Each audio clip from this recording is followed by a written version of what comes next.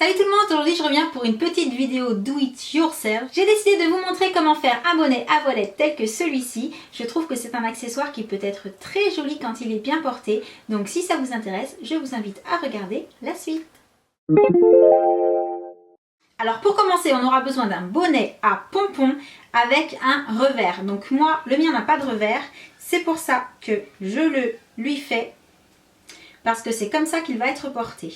Ensuite, on aura besoin de voile. Donc là, moi, j'ai choisi un voile avec des plumes petites dessus. Je l'ai trouvé sur Etsy, il me semble. Je vous mettrai le lien sous la vidéo. Voilà, c'est vrai que j'avais déjà fait un essai avec un voile beaucoup plus petit et beaucoup plus dur et c'était beaucoup moins joli. Là, pour faire ce genre de style, il faut vraiment le vrai voile.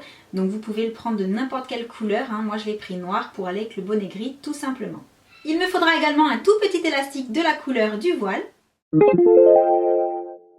On attrape un mètre ruban et on va découper un morceau de voile de 30 cm par 40 puisque le but va être d'attacher ceci au pompon et d'avoir toute cette partie-là devant le visage. J'attrape le bonnet par le pompon en vérifiant bien que j'ai l'avant du bonnet en face de moi. Je vais prendre le tulle et je vais le mettre tout autour du pompon de manière à peu près harmonieuse.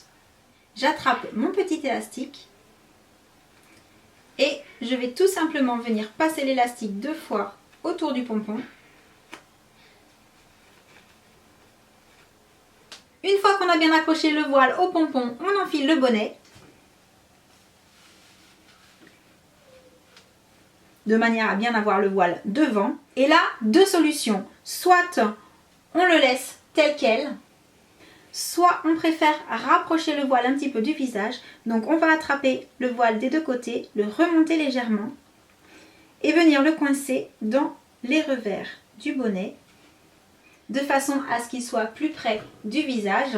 Et vous pouvez également, si vous le souhaitez, avec un petit peu de fil et une aiguille, venir sécuriser en fait ce que vous venez de coincer là en faisant un petit point de chaque côté, comme ça ne s'échappera pas du revers et ça restera. Moi, ce que je trouve sympa de laisser le bonnet tel quel sans faire de point, sans rien faire en plus, c'est qu'on peut mettre le voile sur le pompon quand on en a envie, et si on a envie de récupérer le bonnet et d'enlever le voile, il suffit d'enlever l'élastique et votre bonnet redevient comme il était avant. Et voilà, cette petite vidéo est terminée. J'espère que ce do it yourself vous aura plu. Si vous avez des questions, n'hésitez pas à me les poser sous la vidéo dans les commentaires comme d'habitude.